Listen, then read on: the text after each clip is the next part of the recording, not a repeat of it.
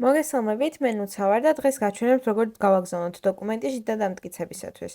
გახსენით ნებისმიერი გენერირებული დოკუმენტის პროექტი რედაქტორში და დააწყაპუნეთ სამუშაო პროცესის მიმაგრებაზე. აირჩიეთ სამუშაო პროცესის შაბლონი, რომლის გამოყენებაც გსურთ და დაადასტურეთ.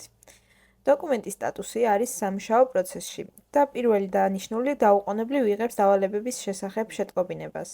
ისინი ნახავენ მას თავიანთი დავალებების ცენტრში და მიიღებენ შეტყობინებას ელექტრონული ფოსტით. როდესაც თითოეული ადამიანი დაამტკიცებს, სამუშაო პროცესი ავტომატურად გადადის შემდეგ ეტაპზე. თქვენ შეგიძლიათ თვალყური ადევნოთ პროგრესს ნებისმიერ დროს აქტიური პროცესების განყოფილებაში, სადაც ნახავთ მიმდინარე ნაბიჯს და ვისელოდებით.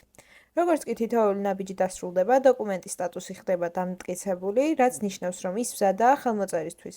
თუ ვინმე მოითხოვს ცვლილებებს ან უარყოფს ნაბიჯს, დოკუმენტი უბრუნდება დრაფტის რეჟიმს და მომხმარებელს, რომელმაც დაიწყო პროცესი, დასჭირდება პროცესის თავიდან დაწყება. ნებისმიერი დოკუმენტი შიდა დამტკიცების ასეთ გზას გადის.